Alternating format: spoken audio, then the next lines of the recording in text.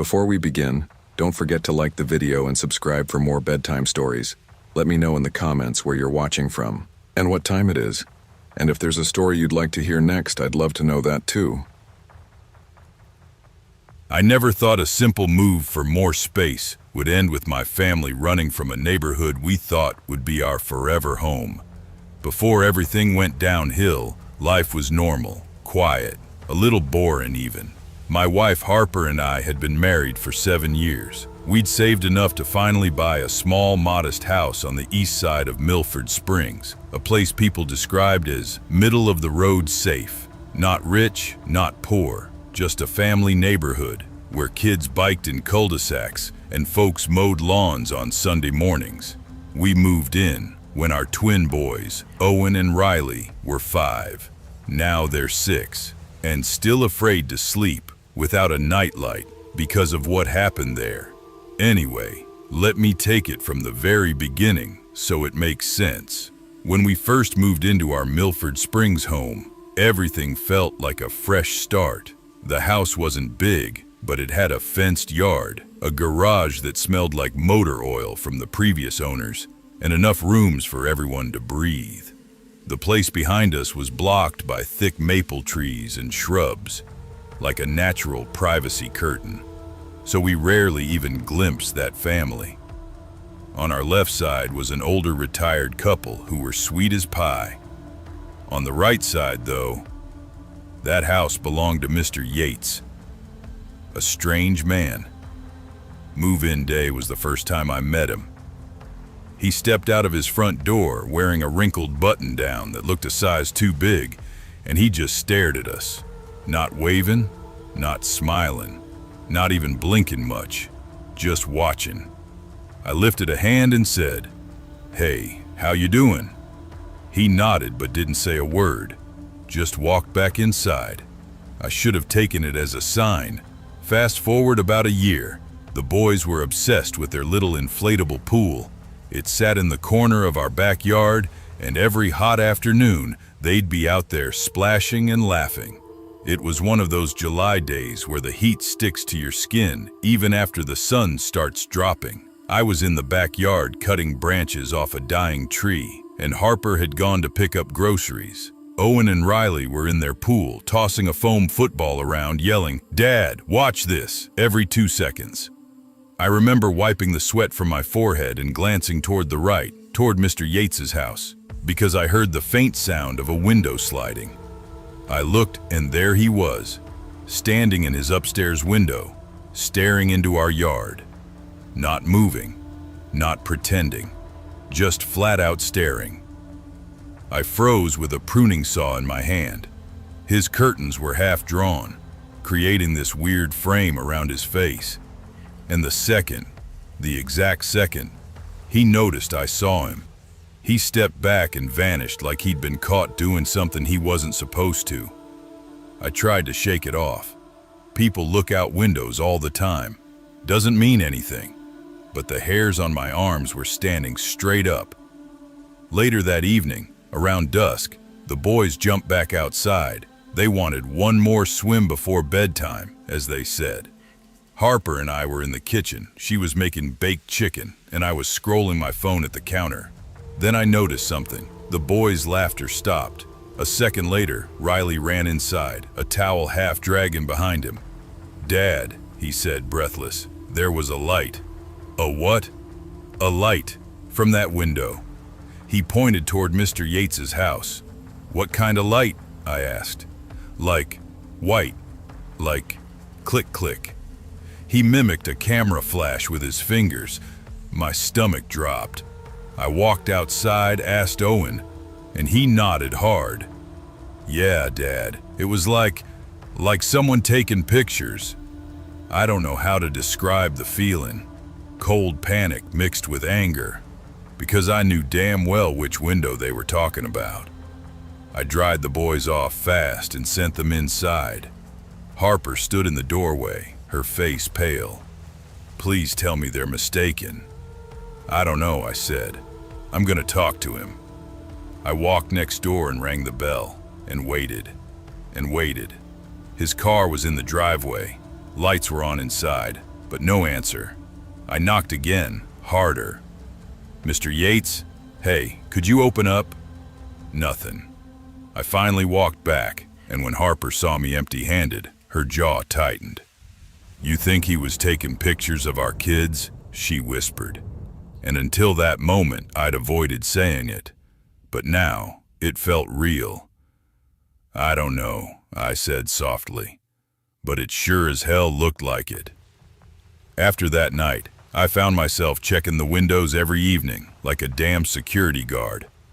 I told myself it was nothing, that maybe the boys saw a reflection or a passing car light. But deep down, I knew better. And then, Harper and I were in bed, TV low, the boys asleep down the hall. We heard it. Click, creak, click. The unmistakable sound of our side gate opening. Harper grabbed my arm. "Go look, please." I stepped outside with a flashlight, scanning the entire yard. No sound, no footsteps, no raccoons, nothing. But when I looked toward Mr. Yates's backyard, his porch light flicked on. I stepped to the fence, peered over, and nearly screamed when he suddenly stepped into view on his side. He was inches away from me, like he'd been standing there in the dark. He said, "You need something?" His tone wasn't exactly friendly. "I heard someone in my yard," I said. "Did you see anyone?" "No," he snapped, "and it's late, so maybe don't accuse people." "I didn't accuse you," I said. "I just asked if—" "So drop it," he barked, turning away. And right then, I knew something was wrong with him. Something deeper than weird neighbor vibes. When I told Harper what happened, she said, "He's lying, I feel it." I felt it too. Weeks went by. Then one night around 2:30 a.m., Harper shook me awake. "Babe, wake up, the boys are screaming." I flew out of bed and sprinted downstairs to their room. Riley was crying hysterically, pointing at the window. "There was someone there," he sobbed. "Someone was looking inside." Owen was screaming too, not even forming words. My whole body flushed hot with rage. I knelt beside them. "What did you see?" Riley gulped air, shaking. He had a light. Like the other time. A camera flash. At the boys' bedroom window. At 2:30 in the morning, I grabbed my phone, stormed to the upstairs bedroom window, and looked toward Mr. Yates's house. His place was dark, except he was standing there, upstairs, in the same damn window overlooking our yard, just his silhouette behind the curtain, watching. My blood boiled like I'd never felt. I marched outside, barefoot on the cold concrete, and pounded on his front door. I hit the doorbell over and over again, yelling, "Open the door, open it!" Nothing. Silence. I called the police, not expecting an arrest, but to at least make a record, something on file in case things escalated. They came, asked a few questions, wrote a report, but didn't knock on his door. They said they didn't have cause. That night, I sat awake in the living room holding a baseball bat while Harper slept with the boys in our bedroom. I kept waiting to hear the gate again, or a window, or footsteps. Here's what broke us completely. The next morning, I walked outside to clear my head.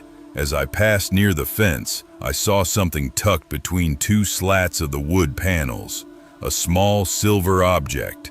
I reached down. It was a camera lens cap. I knew exactly whose it was.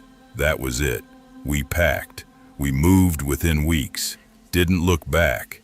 Mr. Yates never came outside again during those weeks, almost like he knew we were onto him. And to this day, Harper still checks the windows every night. Riley wakes up from nightmares. Owen refuses to play in any backyard alone. And me? I still wake up at random hours thinking I heard that gate, thinking someone is out there, watching.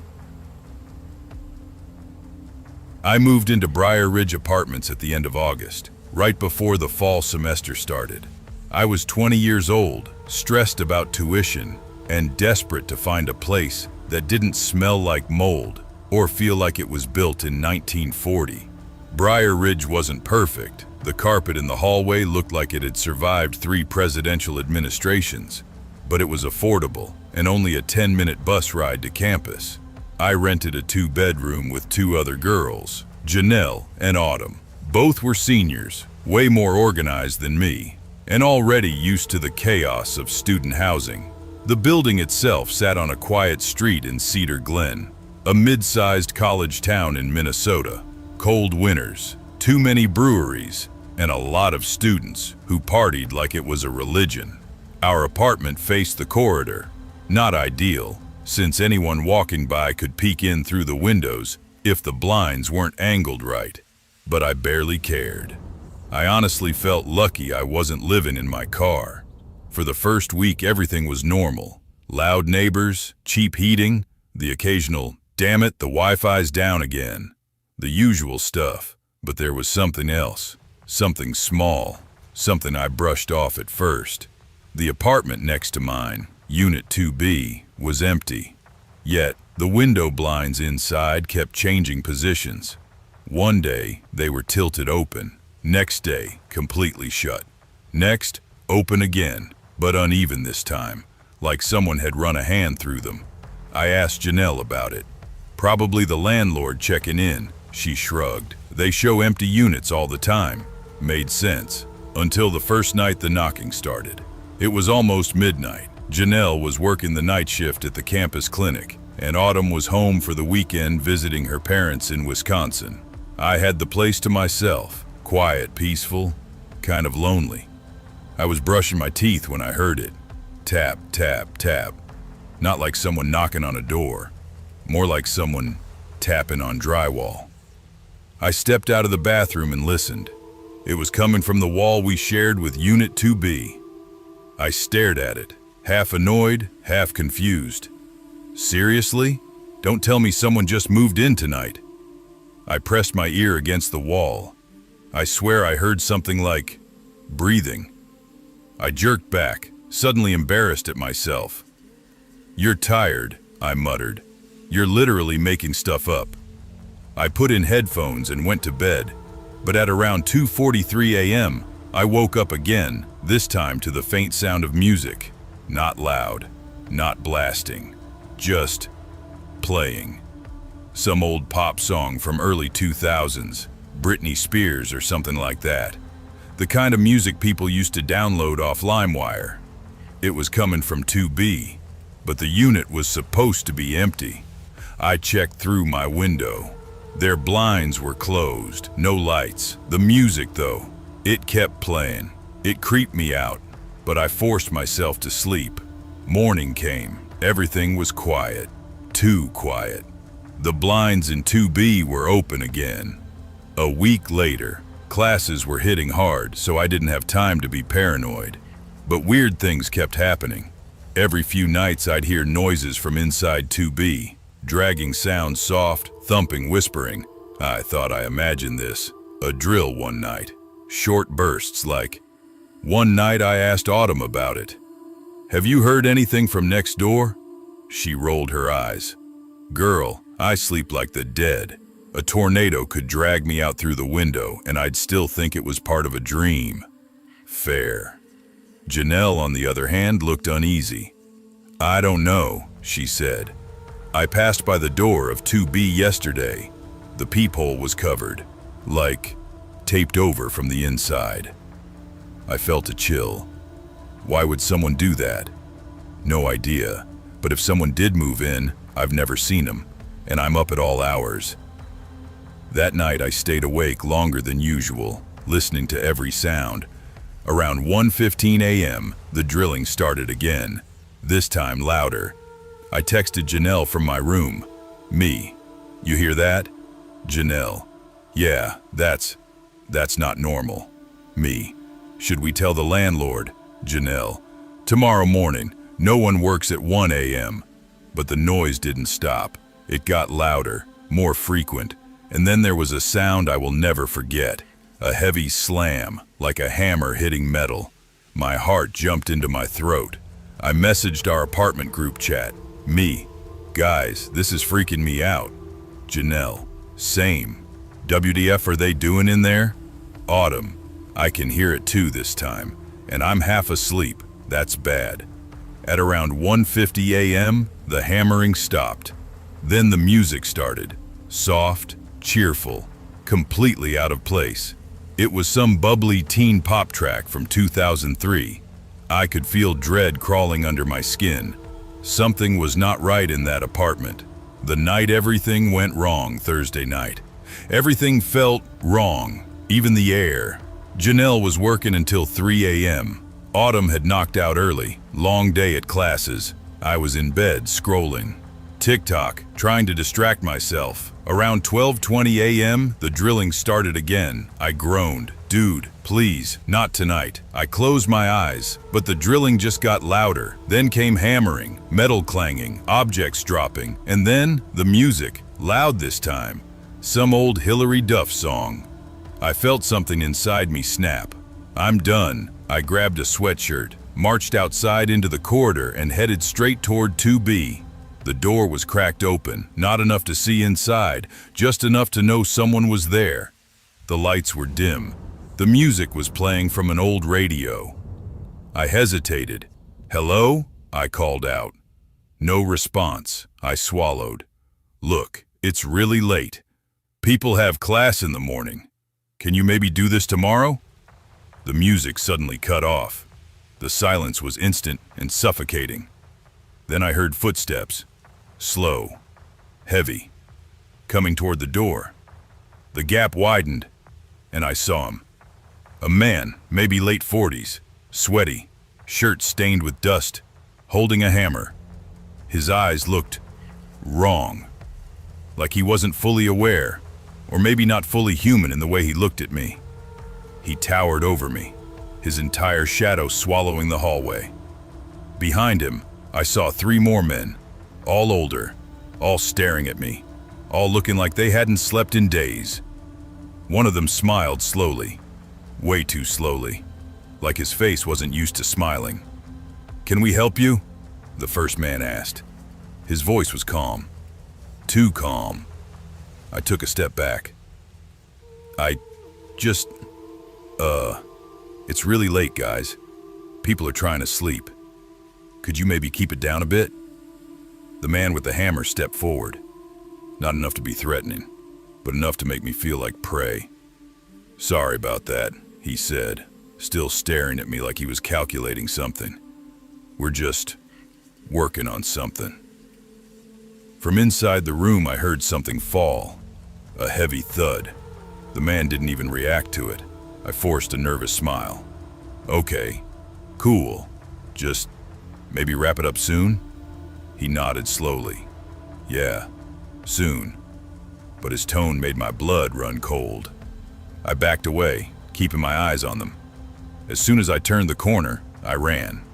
I sprinted back into our apartment, locked the door, and collapsed on my bed shaking. The drilling never started again. The music never turned back on. It was dead silent, too silent. I felt watched. I barely slept that night. 3:37 a.m., I woke up gasping. My room was pitch dark, no sounds, nothing, but something felt wrong, like someone had just been touching me. I looked toward my window. The blinds were closed, but there was a shadow behind them, not moving, just there. I didn't move, didn't breathe, didn't blink. After about 30 seconds, the shadow faded, like someone stepped away. I sat frozen for minutes. Eventually, I grabbed my phone with trembling hands and typed in our group chat. Me. "I think someone was outside my window. Janelle. I'm on my way home. Lock everything. Autumn. Are you serious?" None of us slept after that. The morning after, when the sun came up, I forced myself to walk past 2B on my way out. The blinds, closed, door, shut, peephole, still covered from inside. I knocked, lightly, no response. Janelle came up behind me. "Let it go, please." But then something caught my eye. At the bottom of the door, barely visible, was a smear of something dark brownish red. Dried, streaked, long, like something heavy had been dragged inward. Janelle saw it too. Her face went pale. "Call the landlord," she whispered. The landlord's visit. Landlord came later with a master key. His name was Rick, mid-50s, beer belly, always wearing a Vikings cap. When we told him everything we heard, he got this weird stiff look, like he suddenly wanted the conversation to be over. "What were they doing in there?" I asked. "No one's supposed to be in 2B, he said flatly. My stomach dropped. "Then who did you give keys to?" "No one," he answered. "That unit's been empty since May." He opened the door. When we stepped inside, every horror story I'd ever heard suddenly felt innocent. The blinds were bent. The carpet was stained. The air reeked of metal and mildew. An old portable radio sat in the corner. But the worst part, there were deep drill holes all along the walls, not random, but arranged in a bizarre pattern, like someone had been trying to access inside the drywall. And on the floor, near the far wall, were large dark stains, brownish red, old. Rick stared at everything and whispered, "What the hell?" The maintenance guy showed up 30 minutes later. He took one look around and muttered, "Nope," and walked right back out. Police were called. They searched the unit. They found a crowbar, duct tape, old blankets, food wrappers, 3 men's jackets, and a single women's scarf. None of the men were ever seen again. Rick changed the locks the same day. The worst part? That night, for the first time in a week, I slept early, but at around 2:18 a.m., I woke up again to a sound coming from the wall, a sound I recognized. Tap, tap, tap, slow, deliberate, like someone tapping from inside the drywall. I froze. The tapping grew louder, then it stopped. And a voice, soft, cracked, but unmistakably real, whispered from the other side, "Don't tell." I didn't sleep for the next 2 nights. 2 weeks later, a notice went up. Remodeling in units 2A, 2B, and 2C. They sealed the whole hallway section. But some nights, long after the construction crew leaves, I still hear the same tapping through my wall. Same rhythm, same speed. Same message.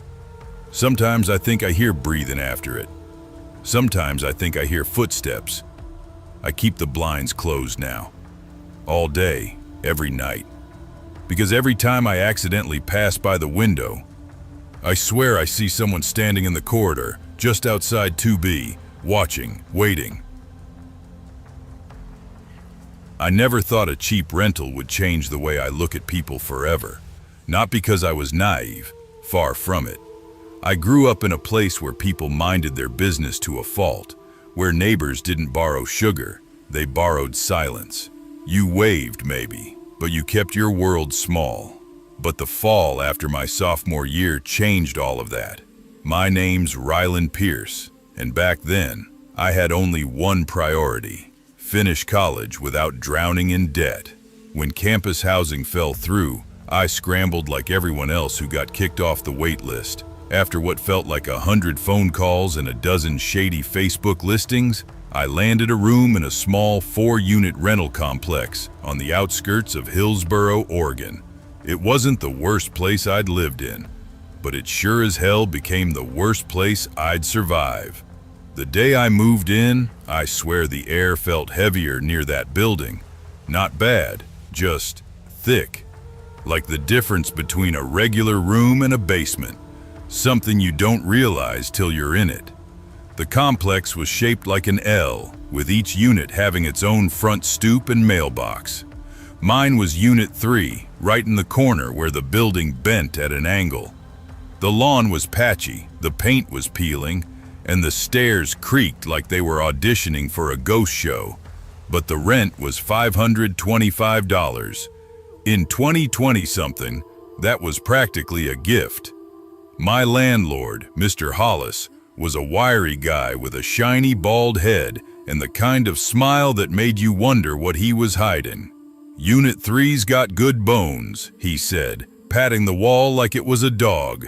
"She creaks, she groans, but she stays standing." "Great," I said, pretending the scratching noise inside the wall was normal. Before leaving, he gave me one warning. "Don't worry if the neighbor in Unit 2 seems a little off. Folks around here keep to themselves. You do the same. It didn't register at the time. Plenty of neighbors are weird. That's life. But I didn't know how weird my neighbor was. Not yet. Her name, though I didn't know it for weeks, was Mrs. Reddick. The first time I saw her, it wasn't even face to face. I was carrying up a box of dishes from my car when I felt someone watching me. You ever get that itch on the back of your neck? That instinct that kicks in like an alarm. I looked across the shared courtyard. There she was, standing dead still in front of Unit 2, an older woman, maybe mid-60s, hair gray and thin, wearing a long beige cardigan, even though it was warm out. She wasn't blinking much. Her eyes were off. Not in a medical way. More like she hadn't slept in weeks but didn't care. She didn't smile, didn't speak, didn't look away. She just stared at me like she was trying to memorize my shape. I gave a polite wave. She didn't wave back. She didn't even flinch. Just followed me with her eyes all the way until I went inside. Okay, I whispered to myself. That's something. I didn't think much of it until that night, because at midnight, while I was brushing my teeth, I saw something through my bathroom window, a shadow passing slowly across my blinds. And then I heard it, a voice, raspy, low, just one word, hello. I froze, toothbrush in mouth. My sink sat right under the window. The blinds were old and thin. Anyone tall enough standing directly outside could see the silhouette of my head through it. I didn't move, didn't breathe, just stared at my reflection until the shadow drifted away. I checked the peephole afterward. Nothing. I told myself it was my mind messing with me. It wouldn't be the last time I lied to myself in that place. Before I go further, there's something you need to know. I wasn't afraid of people before this. Suspicious sometimes, cautious always, but not afraid. I grew up with a father who believed being prepared wasn't paranoia, it was survival. By 15, I could change a tire, patch drywall, and throw a punch that'd make grown men reconsider. I didn't start fights, but I sure as hell didn't run from them. So living alone in a quiet rental complex didn't scare me, not until the night started talking back. A week in, I noticed things about Mrs. Reddick. Weird things. She walked the complex at night, not in a relaxing, old lady taking a stroll kind of way. More like she was patrolling. I'd hear her shoes shuffling on the gravel around 2 or 3 a.m. Sometimes I'd peek through the blinds and see her standing near the mailboxes, staring up at the units like she was counting windows. One night I heard her whispering.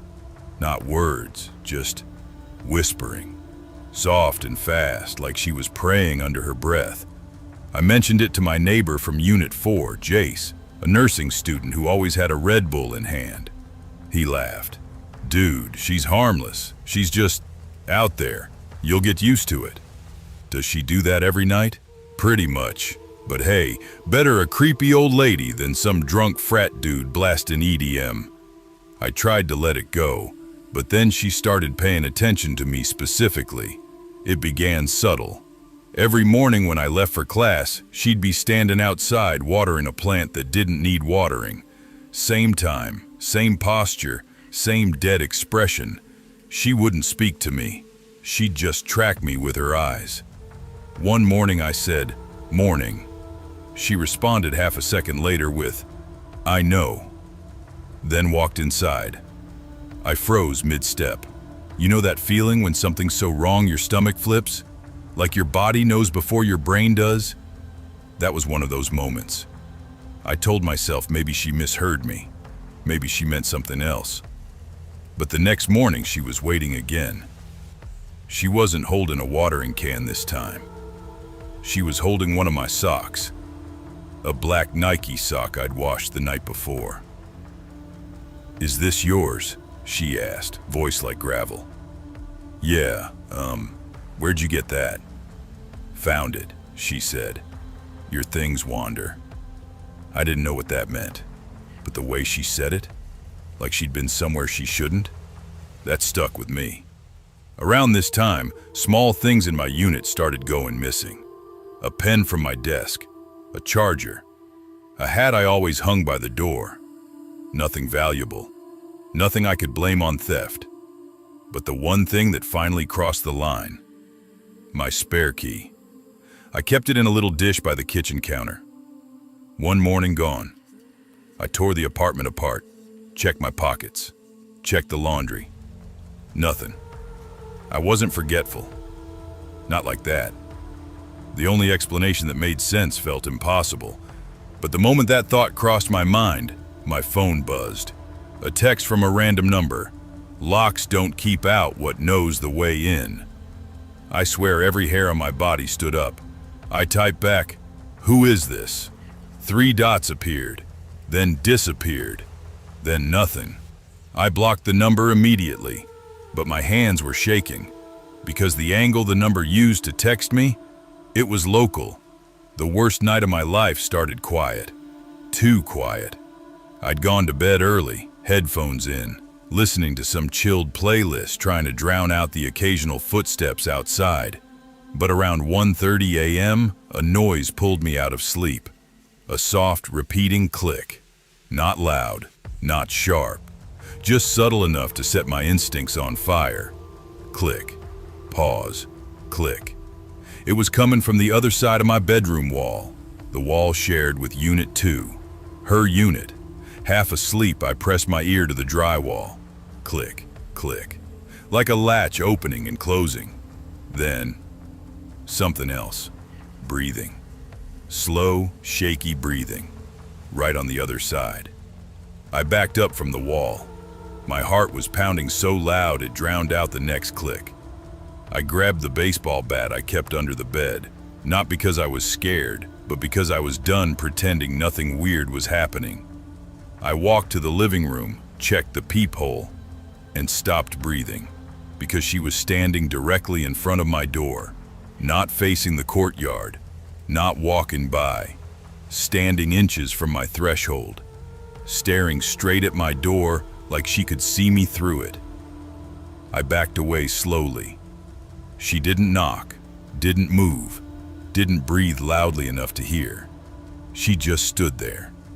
I whispered to myself, "Don't open the door. Don't open the damn door."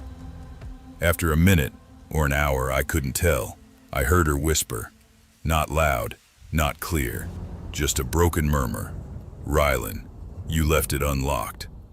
My stomach dropped. I checked the doorknob. It was locked, but the deadbolt wasn't. I always locked both, always. This time, it was turned halfway, as if someone had tried opening it from the outside.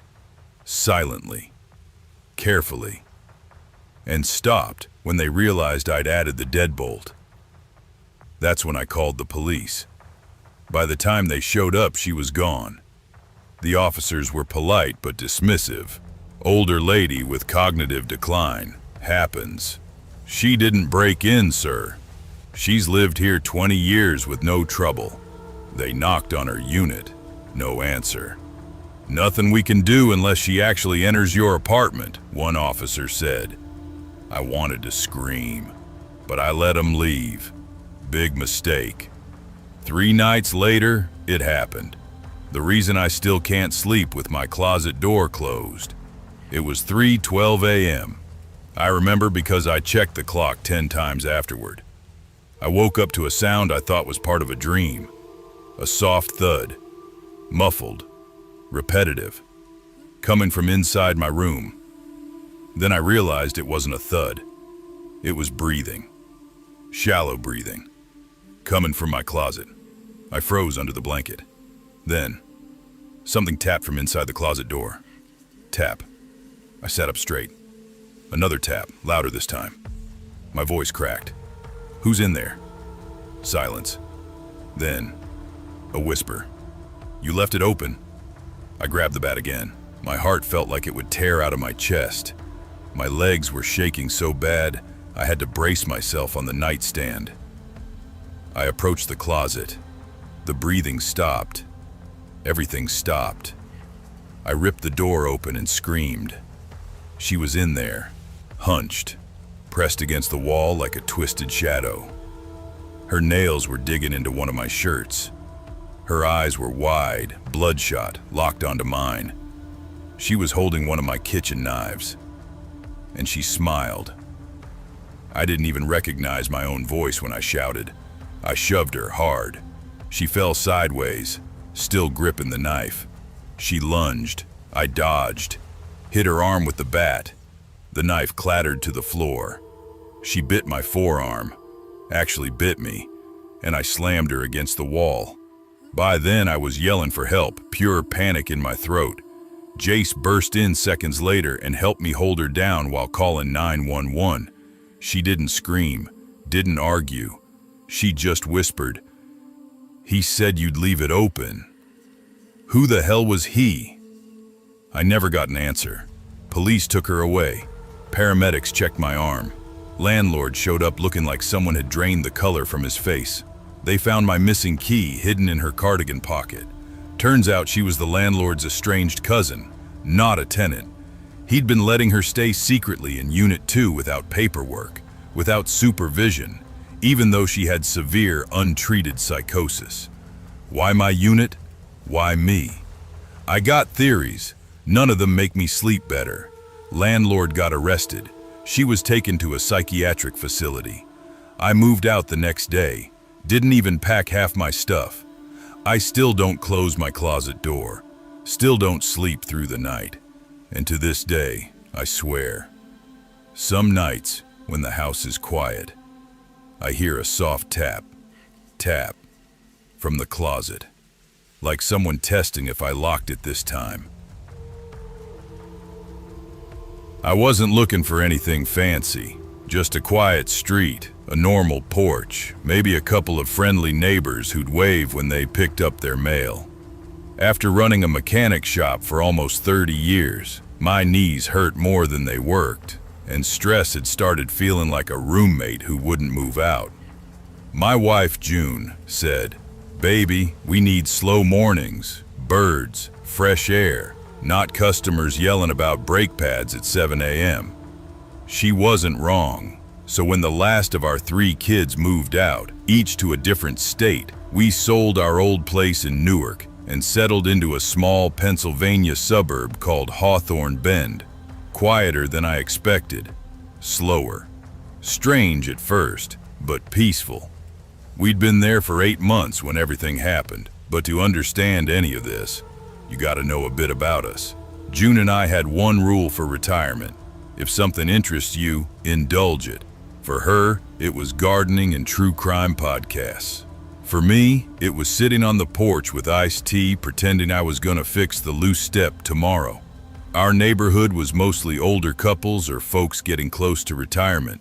Houses weren't luxurious, but they were clean, spaced apart, and comfortable. Everyone kept to themselves except for a few. Mrs. Calloway, who'd talk your ear off about her 6 cats. Tim and Rochelle, the young couple who argued loud enough that even squirrels paused to listen. And the vacant house across the street, left untouched for almost 2 years. Every morning I'd glance at that empty driveway and say, "Surprised no one bought that yet. Backyard's big enough for a football team." June would shrug. "Some folks don't like fixer-uppers. Plus, that basement floods." That was true. County workers had been around a few times, trying to fix drainage issues. Honestly, the house wasn't horrible, just forgotten. It was late September when a moving truck finally pulled up across the street. I watched from our porch, sipping cheap lemonade because I'd quit caffeine. A guy stepped out, mid-20s, sharp jawline, athletic, dressed like he was meeting investors instead of moving into a dusty house. He wore a silver watch that probably cost more than my truck. He glanced across the street and smiled. "Hey," he called, "you folks live here?" I jogged down the porch steps. "Yeah, name's Rylan. This is my wife, June. Welcome to Hawthorne Bend." He shook my hand firmly. "Lucas Hale," he said. "Just got transferred out here. Thought the house looked kinda charming, needs work, but it's got character." He talked fast, confident but polite. The kind of guy who grew up being told he was destined for big things. June said, "Well, Lucas, if you need anything, We're right across the street. I bake banana bread every Friday. You like banana bread?" His face lit up. "Who doesn't like banana bread?" We laughed. Harmless kid, well-mannered, probably too wealthy for that broken basement, but to each their own. Lucas worked in digital marketing for some social media influencer I'd never heard of. The name sounded like someone who sold overpriced hoodies and motivational quotes, but Lucas seemed genuinely proud of his job. He and I didn't talk much the first weeks, but he and June got along great. She'd bring him extra muffins or casseroles, and he'd thank her like she saved his life. Sometimes he'd wave at me from his BMW when he backed out. Pretty normal stuff, until I started seeing her. The first time I saw her, it was a crisp morning.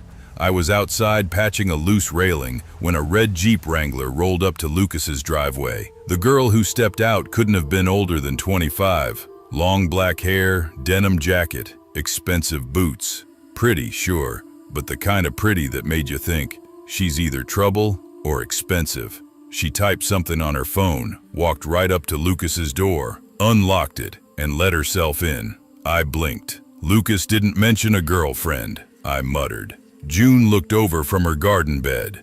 "Maybe she's family," she said. But she didn't look like family. She looked like someone trying not to be noticed. An hour later, she walked back to her car, glancing over her shoulder like she expected someone to jump out of the bushes. I didn't think much of it. Young people have weird relationships. But then she came again, and again. Always when Lucas wasn't home. Always unlocking the door like she owned it. Her name? I didn't know yet, but she moved like a shadow. Around mid-October, I was sweeping leaves off the driveway when I heard shouting. Not casual arguing, full-on, boiling point yelling.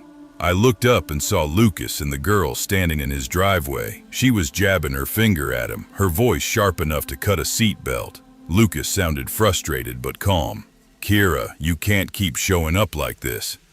"Ah, Kira," her voice snapped back. "You don't get to ignore me. You promised me. Don't act like I hallucinated your words." Then she threw something small at him. Maybe keys, maybe a folded note. Lucas rubbed his forehead. "Kira, stop. People are looking." I wasn't trying to be nosy, but hell, anyone could hear them. Even Mrs. Calloway and her cats peeked out. Kira eventually stormed off, slamming her Jeep door so hard it rattled the windows. Lucas walked inside, shoulders slumped. June whispered beside me, "That girl's got fire in her veins." I muttered, "That girl's got crazy in her veins." But honestly, I didn't think it would go beyond messy young love. I was wrong. One evening, Lucas came over to borrow a crescent wrench. While handing it to him, June casually said, "Your girlfriend's been coming by a lot lately." Lucas froze. "My girlfriend?" "She's got a red Jeep," I added carefully. "Black hair. Looks like she has a key." His face drained of color. "Kira doesn't have a key." I felt my stomach drop. "She used one every time." Lucas swallowed hard. I never gave her one." He looked shaken, then asked quietly, "When did you start seeing her come over?" "Few weeks," I replied. "Always when you weren't home." He whispered, "Jesus Christ." That's when he told us they weren't together anymore. He'd ended things a month back because she'd gotten possessive, obsessive even. I remember June asking, "Do you think she stole a spare?" Lucas didn't answer. He didn't need to. He knew. 3 days later, on a cold morning, Lucas knocked on our door. His hands were trembling. "Can I come in?" We sat at the kitchen table. He looked exhausted, like he hadn't slept in days. He said, "I found a camera." June lowered her mug. "What?" "In my bedroom vent," he said. "Tiny thing, pointed right at my bed." My skin crawled. Lucas continued, "I checked the rest of the house, found 2 more, one behind a bookshelf, one in the living room smoke detector." June covered her mouth. "Oh my God." He said they were wireless microcams, modern, tiny, expensive. You'd never notice unless you were looking for them. I asked softly, "You think she planted them?" Lucas nodded slowly. Every time she came over, she wasn't coming to talk. Then his voice cracked. She saw everything. My phone passcodes, my work docs, my conversations, everything. I didn't even know what to say. June whispered, "Sweetheart, you need to call the cops." He did. They told him to stay alert and not confront her alone. He tried, but life doesn't always stick to warnings. It was November 12th. I won't forget that date if I live to 90. June and I were asleep when sirens erupted outside like a bomb went off. I shot up, heart pounding. "Something's happening," June said, scrambling for her robe. When we rushed onto the porch, blue and red lights flooded the entire block. Police cars everywhere, an ambulance, neighbors gathering in clumps, and in the middle of it all, Lucas's front door wide open. Officers came out dragging someone in cuffs. Kira, face blank, no tears, no fight, just emptiness. Then paramedics wheeled out a stretcher. Lucas lay on it, covered in blood, chest rising only slightly. His eyes were half open, like he couldn't focus. June clutched my arm so tightly my circulation cut off. "Rylan, oh my God." The paramedics rushed him into the ambulance. Kira didn't even look at him. Not once. We didn't see Lucas until 8 days later.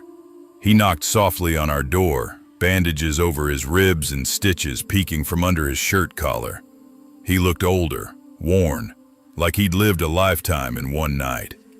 We sat with him in the living room as he explained everything. Kira had confessed, all of it. She admitted she stole his spare key and made a copy, synced his phone location to hers, installed the cameras, read all his messages, tracked every step he made, watched him sleep. Then came the worst part. The night of the attack, she let herself in, using the copied key.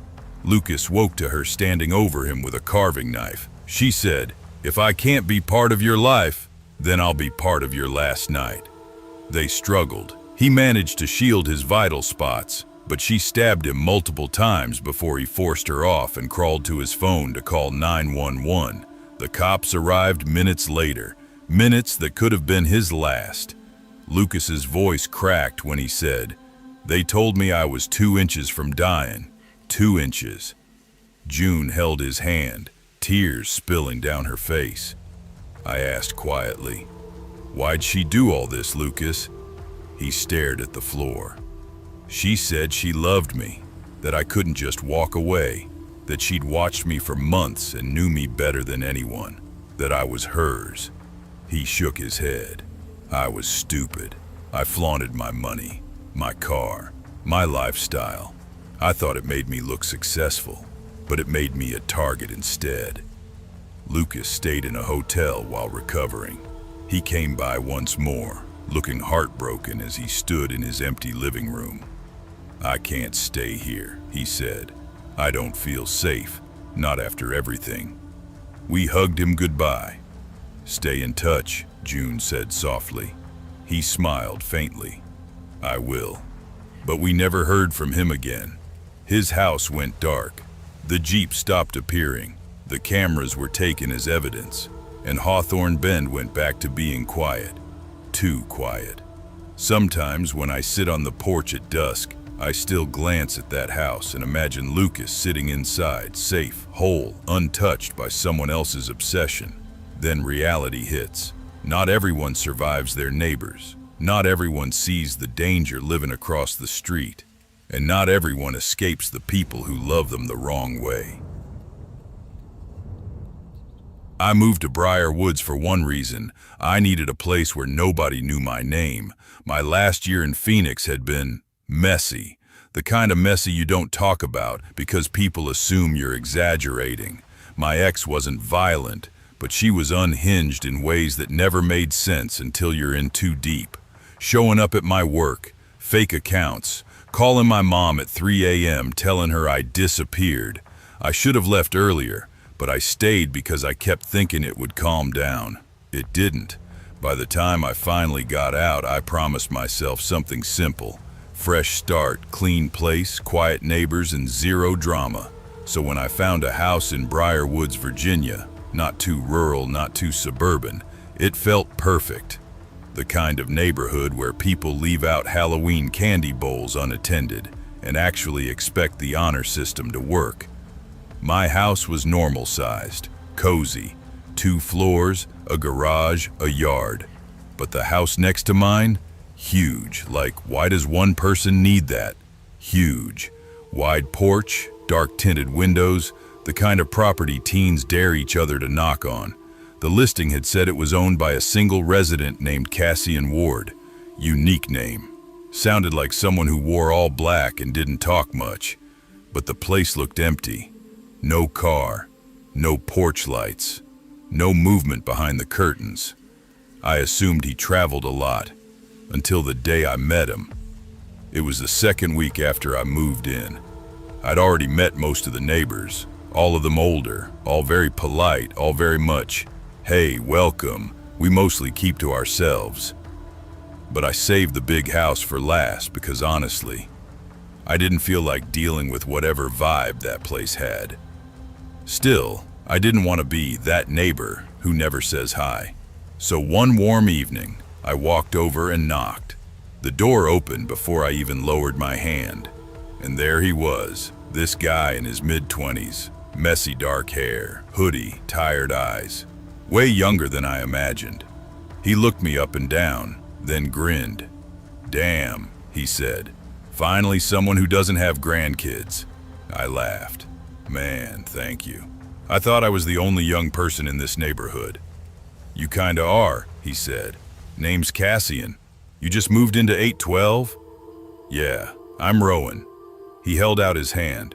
His grip was weird, too soft at first, then too firm, like he didn't know how to shake hands. But he was friendly. Maybe awkward, but friendly. "You should come by sometime," he said. "I've been meaning to have people over." "Oh, like a barbecue?" I asked. He let out a small laugh, sharp and almost delayed. No, just hanging out." Something about the pause felt off, but I brushed it away. New people can be strange at first. "Cool," I said. "What do you do for work?" He hesitated, smile tightened. "I consult." "Like business consulting?" "Something like that," he said quickly, eyes darting behind me before snapping back. "Mostly remote, weird hours." I nodded.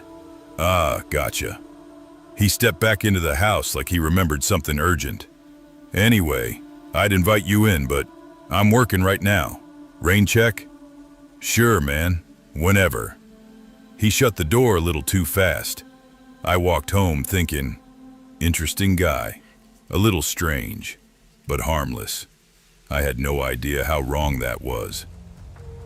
A few days later, at around 2:40 a.m., I woke up to this low thump thump thump noise. At first I thought it was someone dragging something heavy down a hallway, but it wasn't coming from inside my house. It was coming from Cassian's place. I went to my window. House was dark, except there was a faint blue flicker from a basement window on the side, like a computer monitor. Thump, thump, thump, then silence. I told myself maybe he was moving furniture, or exercising, or dropping something. But the next night, it happened again. Thump, thump, thump, pause. Thump, thump, thump. It was too rhythmic, too deliberate. Then suddenly, nothing for days. About a week later, I caught him outside grabbing a package. "Yo, Rowan," he said, like we'd been friends for years. "Yo," I replied. "Everything good? Heard some noise the other night." His whole face changed. Smile dropped instantly. "What noise?" "You know, like something heavy moving?" His eyes scanned my house, like he was checking if anyone else was listening. "Oh, yeah. Workout equipment," he said. "Old treadmill. Slips sometimes." But the tone in his voice wasn't, "Oops, my bad." It was, "Don't ask again." Still, I let it go. We talked a little, normal stuff. What surprised me was how normal he could sound. He got excited talking about music. He asked about my job. He laughed at dumb jokes. Then mid-sentence, he froze, eyes locked on something behind me.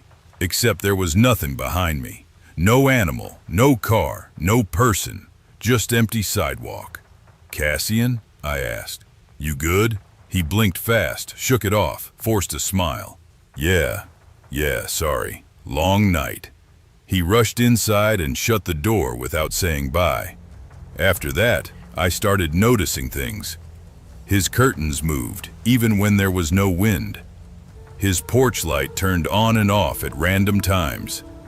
Sometimes I'd hear muffled talking from his backyard, like multiple voices, but every time I looked, there was nobody there. A delivery guy left packages, but Cassian never opened the door. They'd disappear later, like someone grabbed them silently.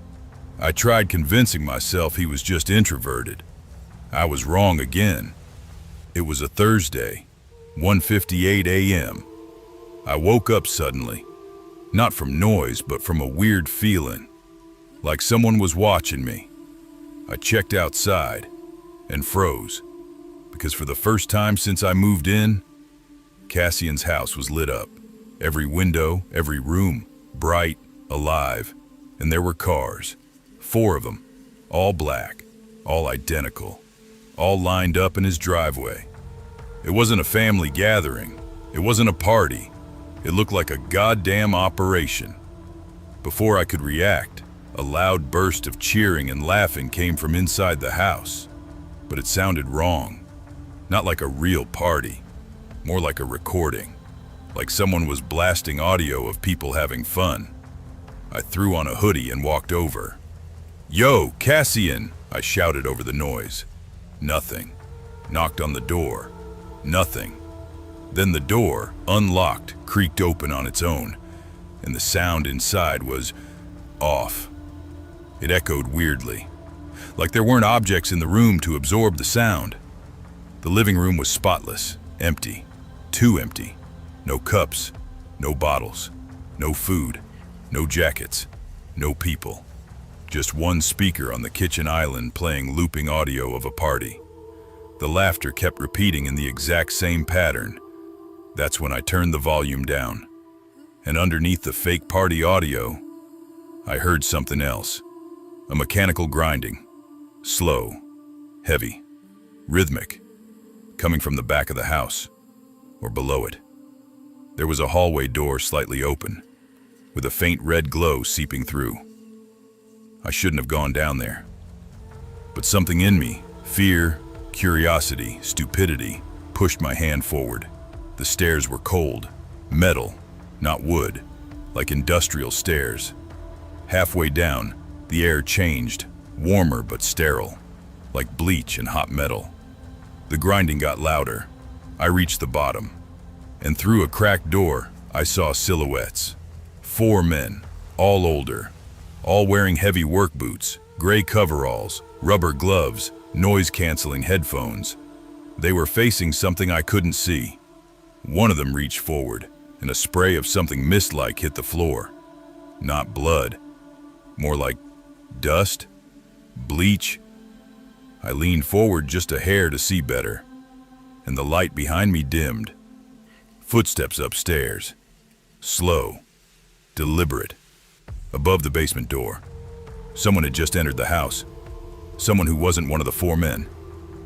I backed up, every cell in my body screaming run. Then I heard it. Rowan. My name. Whispered. From the basement room. Except none of the men were looking at me. None of them had spoken.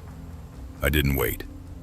I sprinted up the stairs 2 at a time, heart slamming my ribs, breath tearing out of my chest. Burst out of the house. Jumped my fence. Ran into my kitchen, locked the door, turned off every light, and crawled to the office window upstairs. My hands were shaking so bad I could barely steady my phone. I watched his house. And then, the front door flew open. 7 men spilled out, scanning the yard, the street, the trees. Cassian wasn't with them. Not one of them looked young enough to be him. They argued. One shoved another. One pointed toward my side of the street. I ducked so fast my knee hit the desk. After a minute, they all went back inside. and the house went silent. Lights off, cars gone, like nothing happened. The next morning, Cassian's driveway was empty. His packages sat untouched, curtains unmoved. No noise, no cars, no movement. 2 days passed, 3, a week, no Cassian. Grass grew knee-high, lights stayed off, mailbox overflowed. I asked neighbors if they heard anything that night. Every single one said, "Nope, that house is quiet as a graveyard." Like they genuinely believed it. Like they didn't want to believe anything else. 3 months later, last week, something showed up in my mailbox. No stamp, no return address, just my name.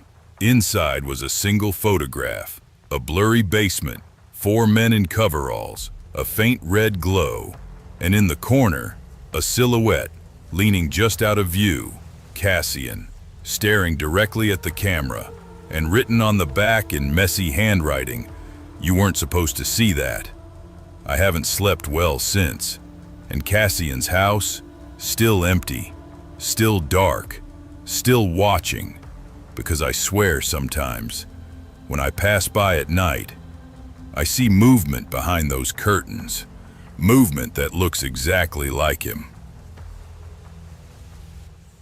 I never planned on starting my life over at 31, but grief doesn't exactly wait for your permission. Before last winter, I thought I had my path figured out. Good job, decent savings, long-term partner, future plans that felt safe and predictable. But when my fiancée, Hallie, passed away unexpectedly, and then my dad followed from a stroke 4 weeks later, I fell into a darkness that didn't feel survivable. I stopped cooking, stopped sleeping, stopped talking. I'd sit on my couch for hours, replaying old voicemails, staring at the framed pictures on the wall like they might start speaking. My best friend Juniper watched all of this happen from across the hall, like a worried older sister. One night she let herself in using the emergency key and just sat beside me quietly. "Jay," she whispered, "you can't stay here anymore. You're drowning in this place." I wanted to argue, but everything she said felt true. Within a week, I moved into her apartment on Linden Ridge Drive, a quiet street outside of Madison, Wisconsin. It felt safe enough. Families, dog walkers, retirees doing early morning gardening. Normal, predictable, everything I thought I needed. And for the first month, it actually helped. Juniper worked night shifts at a 24-hour urgent care, so we rarely collided. But when we did, she made me breakfast and forced me to sit in the sun for at least 10 minutes. "You gotta let your brain see daylight," she'd say, tossing me a banana like my health depended on it. I laughed again for the first time in months. I honestly thought, I was getting better. Then I met our new neighbor. He lived in the unit directly across our shared breezeway. The name taped to his mailbox read Bram Sheldon in shaky handwriting. I saw him for the first time when I returned from work one windy Tuesday evening. I was fumbling for my keys when the door behind me cracked open. "You live over there now?" a rough voice asked. I turned. A tall man stood barefoot on the concrete, wearing dirty cargo pants and a faded red hoodie. His hair was greasy, face unshaven but not intentionally. He looked like someone who used to take care of himself once, years ago. Yeah, I said cautiously. "Just moved in last month." He stared at me too long, like he was assessing something I couldn't understand. "Place used to be empty," he muttered. "Quiet. Now it's loud at night. I hear things." "Oh," I said, unsure how to respond. I don't think we're loud. My roommate works nights and He sniffed sharply. "You got a cat?" "No." "Shame. You look like someone who'd have one." He smiled then. Wide. Too wide. Something about it was wrong, forced.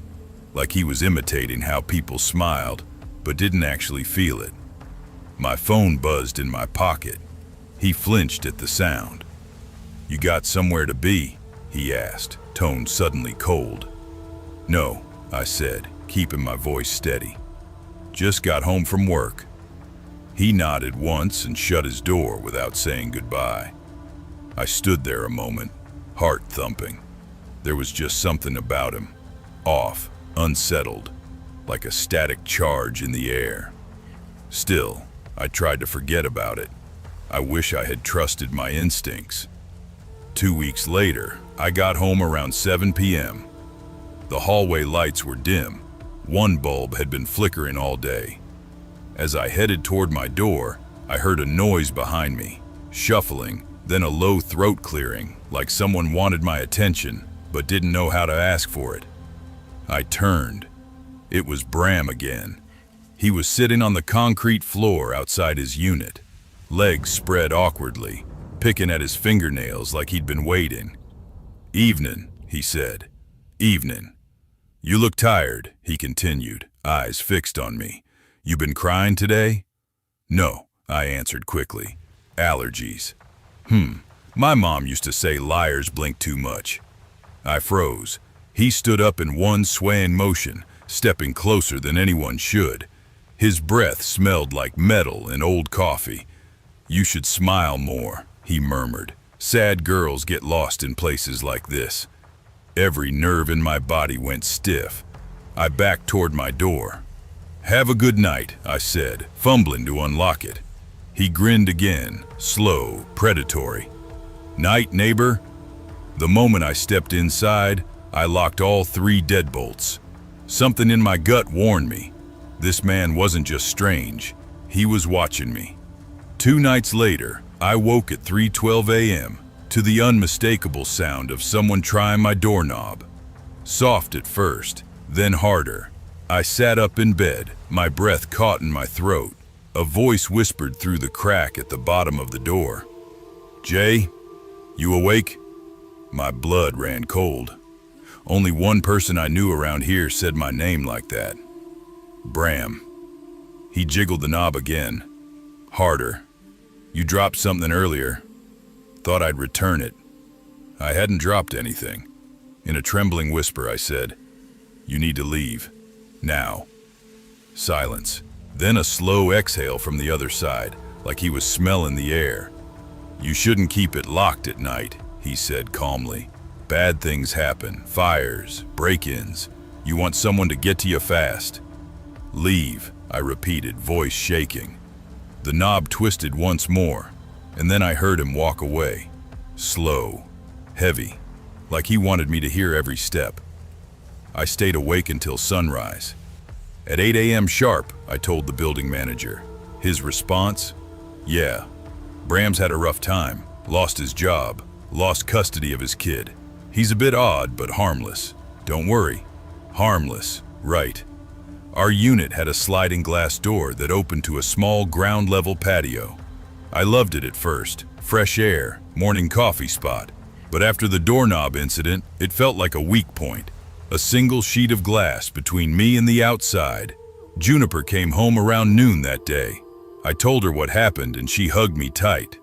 "Jay, that's not normal neighbor behavior," she said, rubbing my back.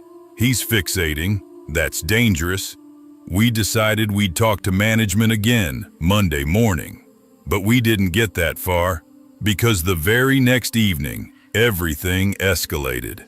I was half asleep when I heard it. Tap. I jolted up, tap, tap, tap. Someone was knocking, softly, on the glass of our patio door. My first thought, Bram. My second thought, don't move, don't breathe. I crawled out of bed and down the hallway toward the living room. I peeked around the corner. A silhouette stood on the patio. Tall, still, facing the door. My stomach fell straight through the floor. Then he spoke. "I can see your shadow." I froze. He dragged something across the concrete. It sounded like a metal pole. Then he pressed his forehead to the glass. "Why didn't you open the door earlier?" he whispered. I bolted back to my room, grabbed my phone with shaking hands, and called 911. "Someone is trying to get into my apartment," I whispered. "Stay where you are," the operator said. "Officers are on the way." For the next 3 minutes, All I heard were slow, deliberate taps on the glass, like he was testing the door, then a harder thud, then another. The dispatcher whispered, "Ma'am, officers are arriving." I heard footsteps outside, voices, then silence. When the police finally knocked on my door and told me it was safe, I nearly collapsed. They pulled up the security footage. What they found made my heart stop. Bram had been slipping into the building behind other residents for weeks. He'd sit in the lobby for hours, watching people come and go. He'd checked multiple doorknobs, mine more than 10 times. The night he tapped on the patio, he'd climbed over the railing at 2:40 a.m. He stood outside our door for 16 minutes before I woke up. At one point, he put his entire body weight into pushing on the glass. The police officer looked at me seriously. "He isn't just watching you," he said slowly. "He's planning something." "Is he gone now?" I asked, voice barely a whisper. "For tonight," he answered, not reassuring. 3 days later, the police still hadn't found him. Juniper begged me to stay with her friend across town, but I refused. I didn't want Bram to know he'd chased me out of my own home.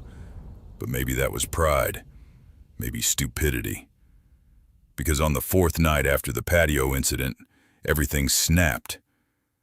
It was 1:18 a.m. when I heard footsteps in the breezeway. Slow, purposeful. Then a whisper right outside the front door. "Jay, let me in. I need to talk to you, please." I froze in bed. "I know you're awake." He jiggled the handle again, then harder. Then he started kicking the door. I grabbed my phone and dialed 911 again. Suddenly the kicking stopped. A long silence followed. Then, glass shattering. My blood turned cold. It wasn't the patio door. It wasn't the front window. It was the small laundry room window beside the kitchen, the one I always forgot existed. He'd broken it. I heard him crawl inside. My breath stopped. He whispered, "I finally got in." I ran.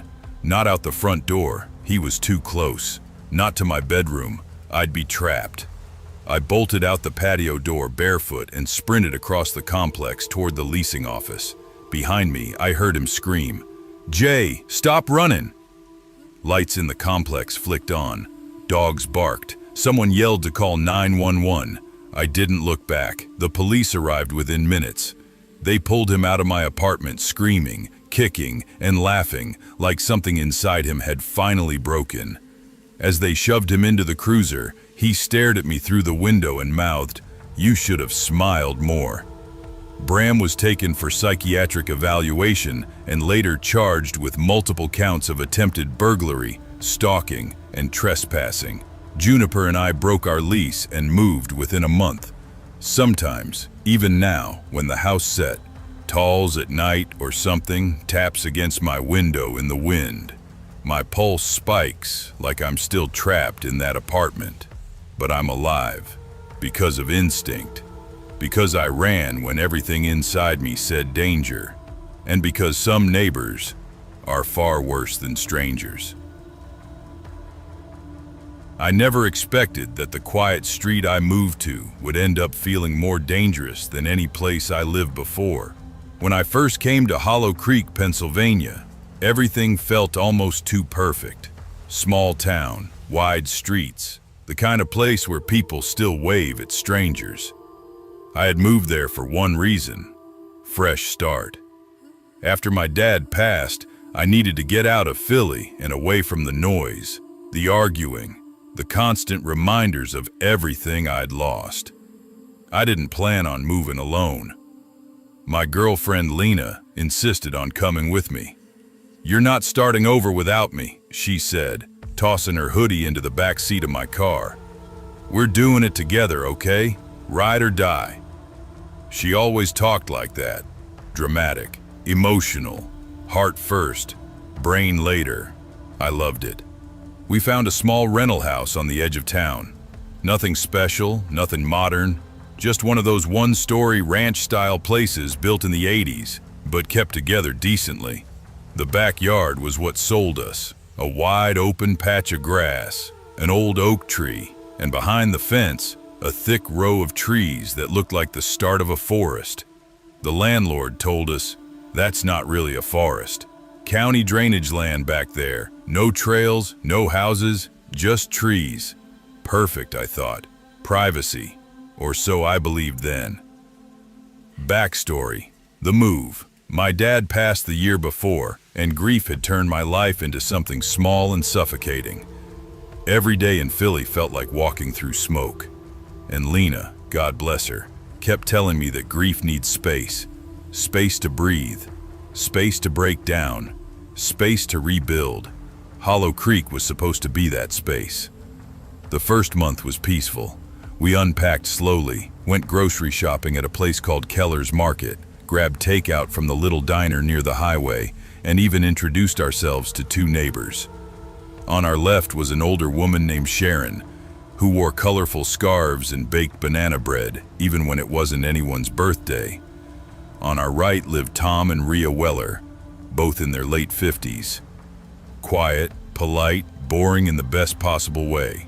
But the house behind us, over the fence, we didn't meet anyone there, didn't hear anything, didn't see anything. For a while. The first sight, it was late September when I noticed it. I was raking leaves while Lena was watering the mums she planted along the fence. The air had that chilly smell that only fall has, the mix of dry leaves and cold dirt. I looked up for no reason, and someone, a man, was standing in the upstairs window of the house behind ours. He wasn't doing anything, just looking, staring. I froze. Lena followed my eyes and whispered, "Babe, he's been watching for a while." I didn't want to freak you out. "What do you mean a while?" I asked. She hesitated. "A couple days now." The guy didn't move, didn't twitch, didn't pretend to look away when I looked back. He just stood there, hands at his sides, like a mannequin somebody forgot to put away. I gave a small wave, a friendly one. No reaction, not even a blink. "Okay, that's weird," I muttered. "Can we go inside?" Lena asked quietly. "I don't like this." We went in, pulled the blinds, tried not to think about it. But the next day, he was there again, and the day after that. And then something stranger happened. The man wasn't alone. A woman now stood beside him. Same blank expression, same dead stare, same unnatural stillness. "Why do they look like that?" Lena whispered. "People don't stand that still." She was right. It wasn't normal. Nothing about it felt human. The doorbell visit, Lena pushed for us to go over there. We should just talk to them. Maybe they're weird, but harmless. I didn't want to. Everything in my gut said no. But I didn't want her thinking I was paranoid. So we walked around the block and knocked on their door. The house looked darker in person. It had that abandoned look, overgrown shrubs, peeling paint, porch lights that probably hadn't worked in years. When the door opened, I actually stepped back. It wasn't the man or the woman from the window. It was a younger guy, 20s, pale, eyes wide like he hadn't slept in days. He opened the door only 3 inches, enough to show half his face. "What do you need?" he said, voice flat. Hey, I said, forcing a small smile. "We live behind you. Just wanted to introduce ourselves." "Okay," he said, not opening the door more. Lena stepped forward a little. "We've seen 2 people at your upstairs window, a man and a woman. We just wanted to—" "There's nobody upstairs," he cut in sharply. "Really?" I asked. "We saw—" "There's nobody upstairs," he repeated, slower this time. "It's just me here." Silence. Something about his tone made my skin crawl. "Well, if you ever need anything," I said, trying to end the weirdness, "we're right behind you." He didn't respond. He just watched us walk back down the driveway, half his face still visible through the crack of the door, until we were completely out of sight. Lena whispered, "That was not normal. That was not normal at all." She was shaking. I didn't blame her. More watching. That night I looked again, The man and woman were back, both staring from the upstairs window. But something had changed. They were closer to the glass now. Close enough that I could finally see their expressions. Except they didn't have any. Their faces were slack, mouths slightly open, eyes wide and glassy like they weren't blinking at all. "Are they alive?" Lena whispered behind me. I closed the curtains immediately. The first night incident around 2:45 a.m., I woke up to a soft tapping sound. I figured it was a branch or an animal, but the tapping turned into knocking. Slow, deliberate, human. I sat up.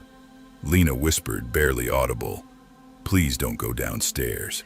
But I had to. I grabbed my phone flashlight and hand shook my way down the creaky steps. The knocking wasn't at the door. It was at the back window, the one facing their house. I stood about 4 feet away and whispered, "Who's there?" The knocking stopped immediately. I flicked on the backyard light and froze.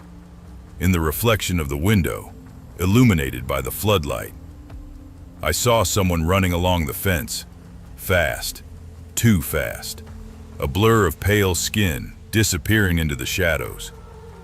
I pressed my back against the wall, heart pounding so hard I could feel it in my teeth. I didn't tell Lena the truth.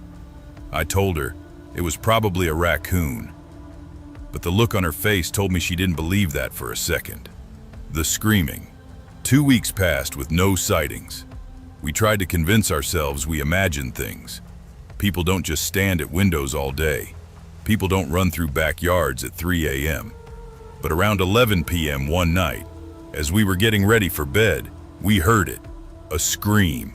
High, shrill, human. "Call 911, Lena whispered. I opened our bedroom window slightly. The sound was coming from the house behind us. Another scream, then yelling, 2 voices, a struggle. Then, silence. The kind of silence that's impossible to describe. The kind that stops the world.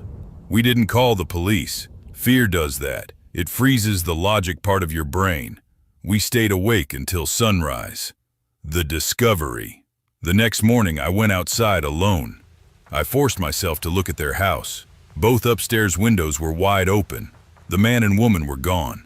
But something was hanging from the frame. A piece of fabric. White. Torn. It looked like the sleeve of a shirt. I stepped back, almost tripping. "Oh God," I whispered, because the fence behind our backyard, the tall wooden one separating us from their property, had a section that looked broken, cracked outward toward us, like someone forced their way through, and lying in the grass near the break was a footprint, bare, deep in the mud, facing our house. The final night I didn't tell Lena. I didn't want to scare her, but she noticed anyway. "You're acting weird," she said. "What aren't you telling me?" Before I could answer, we heard it. Footsteps on the back deck. Slow, heavy, right outside the sliding door. Lena grabbed my arm so hard her nails dug into my skin. "Don't look," she whispered, but I had to. I turned toward the glass door, and I saw them. Not the man, not the woman, the young guy who answered the door. He was standing at our sliding door, face pressed to the glass, eyes wide with terror. Not malice, terror. He mouthed something, over and over. "Let me in." Behind him, moving out of the shadows, were 2 shapes, the man and the woman.